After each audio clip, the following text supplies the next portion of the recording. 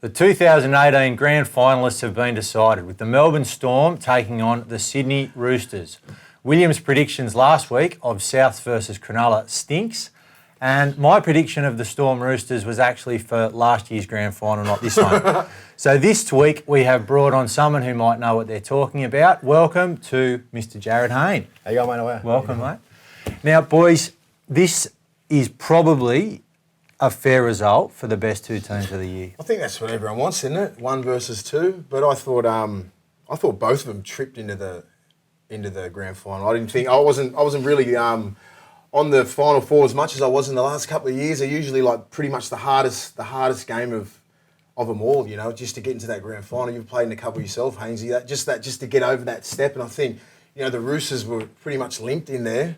And the Storm played a pretty easy side in Cronulla. I was talking to a few analysts of the game, and they said they were pretty disappointed. And they were pretty much commentating on the game. So I don't know. Obviously, the grand final, you got all the chips on the table there, so it'd be a different story. Melbourne came out and did what Melbourne always do. I mean, they blew Cronulla off the park. Cronulla were probably a little bit busted when it came up to that game, but you know what you're going to get from Melbourne, don't you?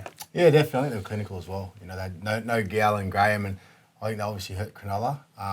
But Melbourne's got to turn up, and they did that, and they did it well. So yeah, it's going to be a cracking grand final. I think like you said, the two best teams are there, and they deserve to be there. So it's going to be a tough one. Obviously, a lot of interesting things going on during the week. Yeah, Hainesy, when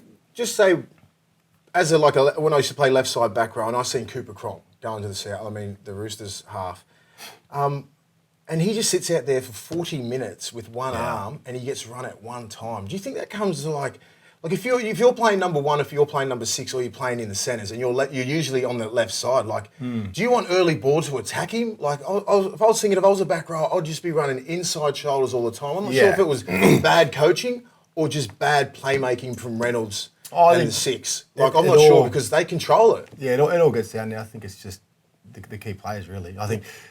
From an attacking point of view, but if you look at South's game plan, obviously their game plan was to lay the left edge, get at Kiri on the right, on their right, get the guy, use up, their big name players, because obviously Kiri isn't as good a defender as Cronk, but when Cronk goes down, and by the end of that second half, everyone's pulling their hair out, go at him, like set right side. Set the right edge. Set the right post, and you come back 2 pass, and you got Sam Burgess and John Sutton hitting inside and outside shoulders with the fullback around the back. That's what I couldn't understand. Like I think anybody who's played the game at any level, especially like if you're a current player or an ex-player, you're just going, why aren't they doing that? Yeah. And then they just kept going. I said, they're going to lose the game. Yeah. Like, they're going to actually lose the game. I think they could have ran rough shop all over the Roosters if they stuck to the game plan. It's not even shaped at him. It's if you hit that left side, go the short side. Because if Cronk's not at marker, he's at A. And why wasn't it just say, like you've played in so many games, it's like if someone's carrying an arm or something like that, you're getting at him 3 times every set. Yeah. So you're like, you know what? You don't want to hurt Cronk on purpose, but it's your job. If you can't tackle, get at him as many times as you can so he can get off the field. Oh, definitely. So you can get him off. I just didn't understand. So Cronk has done a monumental job in staying on the field and getting through. Like he looked like Ace Ventura with his arm just flying everywhere. But what he did really well was, and that's a credit to him and his ability and how he understands the game. I seen when they did have a shift there, and he actually got up out of the line to make them playmakers feel that he had shut the play down. Yeah. Where he's doing that to make them realise but he play back inside. He couldn't even get his arms out. He was like a little torpedo. I felt so sorry for him. I'm good mates with Cronk, so are you. I was just like, what a great effort from him. But I mean, I just think it was just really bad execution from South. Oh, definitely. I mean, but it's not like he hit on the wing. He stood 3 in, but I think he knew that he had some pretty good protection around him, and they were rallying around him big time. But still, it is very easy to get at that 3-man if you're that left side back rower. Well, and I just blame their execution because that left side is the most potent left side in the whole comp. They scored over 40 tries, Hainesy, and you still go right. Yeah. So do you reckon? I mean, if you look at Seibold's in his first year coaching.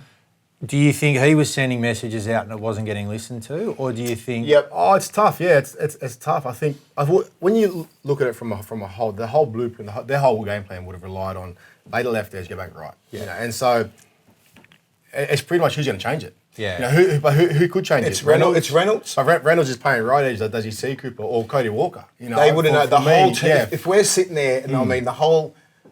any NRL supporter looking at it just going, why aren't they running at Cronk? Yeah. They got it in 3 times in 40 minutes. Usually, even if he didn't have a sore arm, I mean, he'd every be set. making Every set. Why wasn't it? They just kept like getting to the left post and going to that on the long side. I'm like, what are they doing that for? Well, your favourite position probably is fullback, isn't it? And so, as a fullback, you should be just sitting there calling the play a little bit, shouldn't you? If you're spotting Cronk. You can, but I think you also got to put in perspective as well that, you know, South works so well because of their game plans. You know, the way they played, the structure they played. But everyone's saying this year, like, oh, they've been told just to play football. Like, that wasn't just playing football. If they were just playing football, they would have got at Cronk, and everyone's like, oh, they play so unstructured. That looked like it was the most structured game South have played all year. No, I reckon they play real structured, especially when they're in good ball. You know, they play unbelievably structured. They got shift for shift. That's what I think. You know what I mean? They got shift for shift. I think the biggest thing, you know, when you look back at that game, no one kind of put their hand up and go, you know what, I'm going to change the game plan. You know, everyone kind of just thought, you know what, we're just going to stick to it. From my perspective, when you look at it, you know, hindsight's a beautiful thing, but they've just said we're going to stick to the game plan and just rely on what we've done all year. But when you look at it, the Roosters' defense is the best on paper. Yeah, and it's the best offense. They couldn't crack them. You know, they literally couldn't crack them. And so, I mean, you know, you got to get to a point where you kind of, you know, you look at that and go, how can we do it different? If Cronk plays this week, yeah. Like, do you think Billy Slater isn't going to be behind that line going, even though it's his best mate, get at him, that Stimson will be running lines in it. Solomona's coming at him. Like, I just think, like, I think Johnson as a fullback, he's very quiet. His actions speak louder than his words, 100%. And he's not that sort of bloke. I think you're that sort of bloke. Mate, get at him, get at him. You know his shoulder's fucked, you know, and you know you're going to get at him. So I just think there just wasn't enough, like, just talking. You couldn't see any pointing and stuff. Like, I would have been pointing at his shoulder going, run at it 100%. The whole game. And that's the players they are, I guess. You know, Cody Walker, you know, he had an opportunity to kind of change. And I think it's one of them things, I think South will look back at that game and go, wow. We lost it. I think South lost that game. They beat themselves. I mean, when someone scores 4 tries, you don't score 1 and you're only 8 points behind. That's unbelievable. You know, that's awesome. But then when you look at it in hindsight and say, well, if we had attacked the weakness, you know, obviously here's their strength. Their right edge is unbelievable. You know, in defence, they're unbelievable. But when one's only playing with one arm, it changes the whole game plan. And it ain't like NFL. It ain't like anything else when you have to chuck the whole and get a whole new playbook. All it is you set that right edge. But you know what it is? It is like the NFL. If you look back at the Super Bowl, you know they had Alshon Jeffrey on a young bloke called Eric Rowe. Yeah. Because Malcolm Butler, he got pulled. Day before the Super Bowl. So what the Eagles done? They actually didn't change their game plan, but they said, you know what? If we're going to get one-on-one with Jeffrey and he doesn't get double coverage, we'll go to him. But if he gets double coverage, we probably won't. Malcolm Butler plus the safeties. Yeah. But then when Butler wasn't there, Eric Rowe's there, they've just got, hey. But you know, like with NFL, you got these people in your ear. You got breaks all the time. With the NRL, there's no breaks, so you got to think on your feet a lot more. And they're smart footballers. Yeah, definitely. You know, Cody Walker's a smart footballer. He's very instinctive. Sam Burgess is a smart footballer. Sutto's a smart footballer. Yeah. It looked like they were sitting on an edge there, just going, can I have early ball, please? Yeah. And they just weren't getting it. It looked like they were in shape, but then they just kept taking, because and a credit to the Roosters' defence, they were coming up, they were shutting them off. They were shutting them off because that Roosters, that left edge of South, they can click and they can score so many tries, and they just got shut down. That's where they got all their joy the whole year. Over 40 tries. They scored. What did George Jennings score? Unbelievable. 20 tries. And their whole year. And look, I can understand their game plan 100%. Going at Keary, they would have prepared for Latrell to be there as well. Yeah. Probably they're both 2 inexperienced defenders, haven't worked a lot together. You got Greg Inglis? Yeah, I'm with you. I'm with you. I was so frustrated. I was like, Souths are going to lose this game. They're going to look back and go, fuck. Yeah. They're going to see it at Mad Monday and go, what the hell happened? Like you've done it before, like in these prelims. You go, damn, it's all right if you get beat by a better side, but not when you get beat by a side that you could have got. I think the first 20 minutes you can understand them just kind of sticking to their structure left to right, but then the last 20, you chase some points, you can't crack them. Yeah. Hey, we need something special. Yeah. Who's going to step up? Do you think, I mean, you look at Cooper Cronk and he got through that game and it was a really brave effort for him to do it. If he doesn't play for the Roosters, you look at that side, they bring back Latrell Mitchell, they bring back Dylan Napa. Yeah. They basically played 40 minutes without Cronk last weekend and he was on the field. So if they put a replacement player in, whether it's Madison Mitchell Orbison, at 6 or... named at 7. They named Mitchell Orbison. Come on, man. You don't suit the 7. You don't suit the 7. He's the best. He's the best. So they bring in another player. Yeah. I think the Roosters have shown that they can win. I mean, the only thing Cronk probably brought to that was calmness and definitely. and game management. All honesty, Kiri's their playmaker. Yeah. What do you see Kiri's comments? Do you want, I don't care. You just said I don't care. Yeah. I love Kiri. He's just a little playboy. Do you care if Cronk plays? I don't care. Yeah. I've got to love his attitude. But we're going to put things in perspective. Cronk's the calmness of that team. You know, he's the calmness. He's the influencer. He's the one that directs everything. Kiri's the one that finishes everything off. Yeah. Kiri's the icing. It's the same If Kiri wasn't playing, I'd be more concerned. But Yeah. Cronk not playing, look, that's a huge loss. Don't get me wrong. But at the end of the day, Kiri's the one that pulls the strings. That you know, he's got the speed on the outside. All you need is to hold that defence up a little bit. Let Kiri do his thing. Who's the guy that plays halfback, but? That young bloke. Play. Nah, they've named Orbo, of but course he's naming Orbo. He's going to put that young bloke that played at the Titans and he scored a couple of tries. Yeah, that's Sullivan. Oh, Sully's So kid. they look like it's either Wow, him he's going to or... be. He's the future of the. He's the futurist player. He's a great player. I watched the highlights of it, and he seems a real simple. You know, he's literally. Robbo will go up to him. Your game plan is, mate, make your tackles, make your kicks, get your kicks, make your tackles, get your kicks, and lead the line speed. And one thing with the Roosters, what they have built is depth. You look at that kid who came in, Moborovsky. He comes in the morning of the game, essentially. The centre was the centre. He scores a try. I mean, to be fair, he just had to put he put the ball down, but he did the job. He did his job, you know. And I think I think that Billy Slater would be a much bigger loss for the Storm than what Cronk would be. Well, Cronk, I mean, like the way that Billy's playing is out of this world. The way he's going out on top. People just look. You take away his birth certificate and everything like that, and you go, "How old's this kid?" If you know nothing about the game, how long he's been playing, how many games he's played, how many injuries he's had, you go, "Oh, he's about 25, 26." Well, that's what you put in perspective. He was out of the game for 2 years. I think his injuries. body looks squishy. He, honestly, like the way he's playing now, he should be back next year. Yeah, you know what I mean? And I think hopefully the preseason just eats at him, and he just goes, you know what? I'm feeling good. I'm running around. And if you finish on top so dominant, you get player in the people whinging about it, of course, in Australia. They whinge about him getting man of the match play in the series of Origin at 35. You pretty much played one of your best games last week. You carved Cronulla up in one half. Yeah. Like, it's like, God damn, are you finished? That's one thing. But it's a different thing when you played so many games. You'll get to that stage. Cam's gone around as well, you know. But you'll get to that stage when you're just like, I've had enough of actually training, turning up and doing all the little things. You don't get sick of playing when it's time. You get sick of training and you get sick of doing all the other little things. Yeah. You got sick of training about 2010 and played for another 5 years. I dragged on from 2004. Slater, that shoulder charge, that's going to be one of the key moments in this grand final, whether he plays or not. Yep. What do you reckon? Should he go? I think it's first and foremost, it's sad either way. Yeah. It's going to be sad if he doesn't play, and it's going to be sad if he does play, obviously because of the rules. I think from my perspective, looking at it from a rule perspective and seeing the blokes that have been suspended, obviously I believe it's a suspendable offence. Yeah. From a rugby league fan and someone that loves the game and loves watching Billy play, I want to see him play. And it's such a hard thing too, because there's no joy in any decision. If he plays, there's going to be so many people that are upset because they've been suspended or they've had similar instances that got done before. I think, if anything, I think the NRL should have brought out a rule yesterday going, you play in a grand final, you get two games off. Yeah. So if you've been suspended, say Napa was suspended for 4 weeks. All right, you've done you've done two.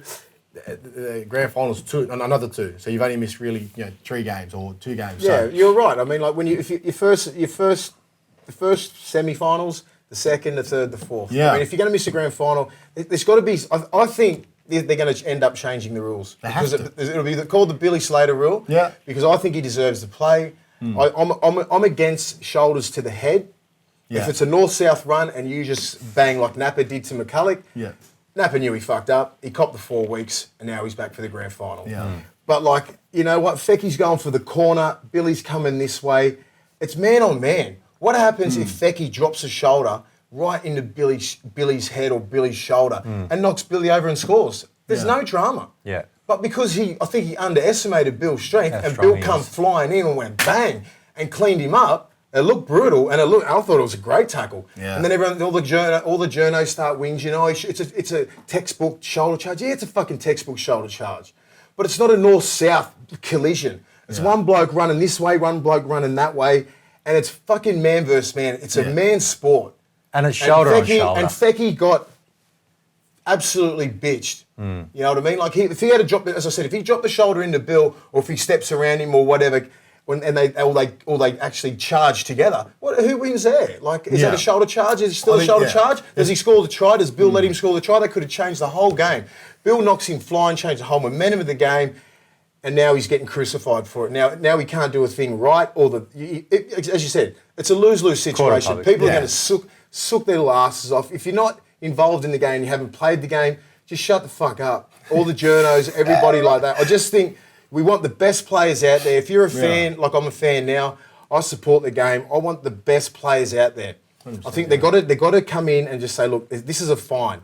They're going to have to change the rules for this kid because what he's done for the game and what he means to the game and what he's going to be, his legacy for the game is undeniable. He's going to be an immortal. Michael Vella came out today. I think it was Michael Vella came out and said, well, why don't you change so if it's normally 200-point suspension, that's a normal thing. Make the grand final 400 points or 500 points, you know. And that's we were talking about before. You know, the first final should be, you know, just one game, one or two matches, and the second 3, 4 and 5, so forth. You know, I think, and depending on the actual charge, you know, if it's a malice charge where the bloke dead set rip someone's head off, you know, that's a bit different. But when you look at someone like Bills or when it's a marginal thing, a marginal thing where it's like, come on, like, where does common sense play its part? You know, because realistically, these games aren't your normal, you know, 1 to 26 round games. You know, there's so much more. There's so much more to it, and we could quite possibly miss out on one of the best. People don't understand that. You ever talk to Andrew Eddinghausen and Nathan Highmarsh and blokes like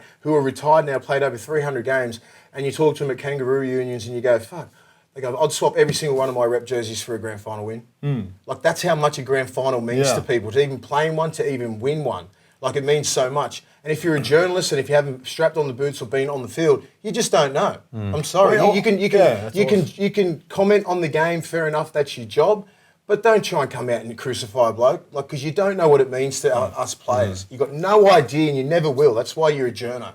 I think when you put things in perspective, we train for 11 months for one game. So it's a grand final. So why is one game penalised like a normal game? You know what I mean? That's why it makes no sense. It should be so much more, or it should be to the point, unless there's no like malice in the actual If he led with an elbow or something like that, and a shoulder to the head, Bill, all right, you're done. It's a different story. But this is a man's sport. It's a collision. It's a collision sport. You know that when you sign an NRL contract. I know I could be knocked out, I could be paralysed, I could be anything. You know that when you run onto the field, you know that when you sign a contract. So Fecky knows that when he was going for the corner, anything could happen. And that happened. Bill got the best of him. Well, I think that the thing is... But I understand from the other point of view, because if you want to go by the fucking rules all the time, but they need to change the rules. And I think Billy Slater is a big enough name and he's done so much for the game that they will change the rules. So, prediction-wise, because I won't start with him because he got none from 2 last week. I got none right the whole semis. Don't get it twisted. Wow. Actually, that's true. That is true. From the whole thing. So, sorry, Even with the players out for Sharkies, I thought St George was going to get pumped by Bronx. I thought the other... You actually have been virtually none. So let's go to something I've got none. Go. Mate, what do you reckon? I've got Roosters. I think Roosters will win it. Without Cronk? Without Cronk. I don't think he'll play. I just think Cronk is very aware of his legacy and where he belongs in the game. I don't think he'll put his... We're talking about today, like, where you see Nick Politis' comment, it's the toughest and the bravest performance I've seen in 25 years. So what he's about is his legacy. He knows that. So he knows next year they get a Crichton. They might get someone else who's on the market now, another big forward. They got Blake Ferguson coming out. They got Josh. They got Brett Morris taking Fergie's spot. Oh, yeah. They're losing. Ryan Hall. They're losing Noah and Ryan Hall.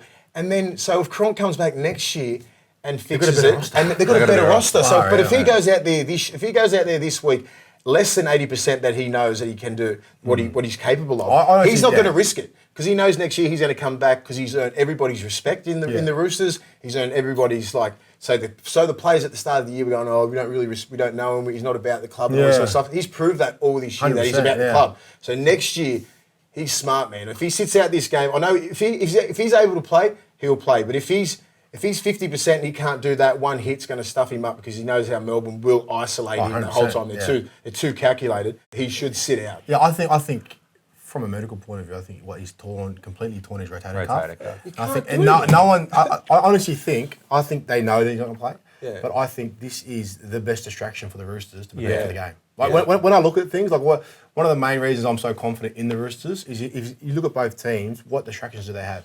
They've got Cooper Cronk. You look at James Tedesco. Yeah. No one's going to be talking about him and Billy. No. They're not going to be talking about he has to be the main man. They're not going to be talking nothing. Latrell comes sliding back in. Latrell comes sliding back in. You know what I mean? You think Napper's what are they talking about? All they're talking about is Cronk. Cronk's taking all the heat, all the pressure, and they're just sitting back going, cool. And then Billy's taking all that on Melbourne. Bill's, so Bill, you got to look at the Melbourne as a player. So just say if I was Melbourne and you're the Roosters, I think you're a lot cooler than I am because I'm like, fuck, Bill's our best player. Yeah.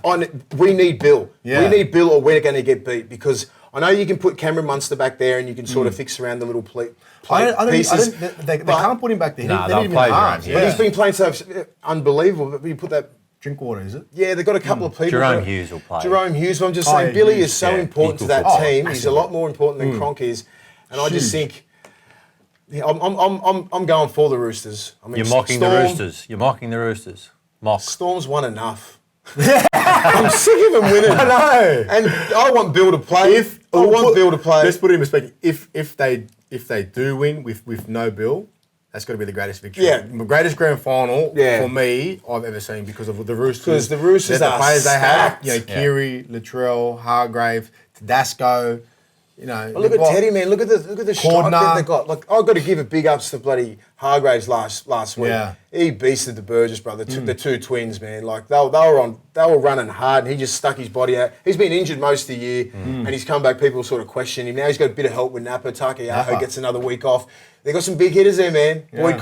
Boyd Corners showed up last week. Like that little mosquito who just hits up the wasp. Radley, my man Radley. He's the grouse. My man Radley, he's just going to come off and just sting some blokes. And I just think they've got the full package, and it's just whether they can execute like they scored that beautiful try down that left edge. If they can get, that's the only way they're going to get Melbourne because Melbourne come up and do that same sort of defence. And if they can execute that, they can put some points on. I just think it's their defence. The Roosters' defence, like last week, the way they did it wasn't.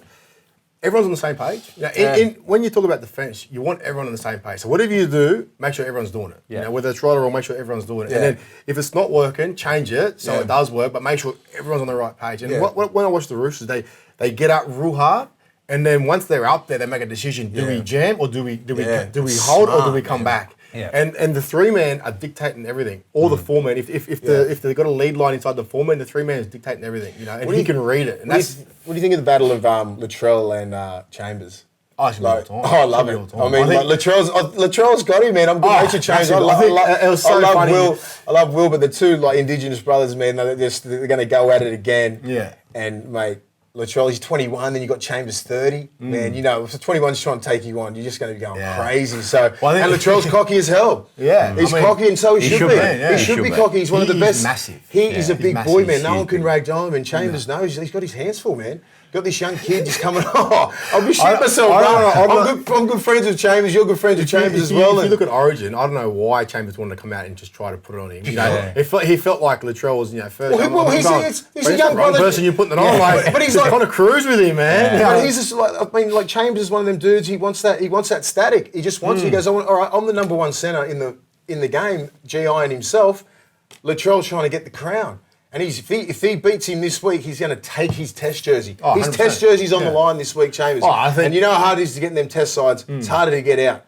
So if he loses against the Roosters or Latrell dusts him up, there's your test jersey. Yeah, well, there you go. Kiri's on that left edge too, so I think Latrell's going to get plenty of ball. Lamanu, man. I like him too. What the hell he handled GI. But it's not only that, but it's their back three as well. People don't realise when we played them, their meters they make for their set start. So you look at their forwards, right? They're not getting back to tackle 2 or 3. No, and that's you know what I mean? And they're already on the 30 or 40 metre line. So realistically, you kick from the 50 or the 40, you're only coming back 10 metres. Yeah.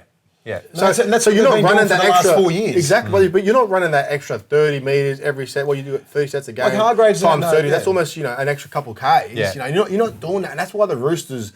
You know, they don't have the most They're dominant back forward five pack now, man. But they have a forward pack that are just mongrels. They're mongrels in defence, and then you get your back three that work their asses off and help them out. Look at their stats like Tedesco, Ferguson, Tupou. Yeah. Mate, it's 1,000 metres between three, and then Latrell gets in there, and then you got Manu. They've got the best back five in the game. Yeah. Well, there you go. We've heard it here first. The Roosters. Yeah. The Roosters will win. You've heard it here first. We are definitely not very good at tipping, but Jarryd is, so get on the Roosters. I'm at Melbourne.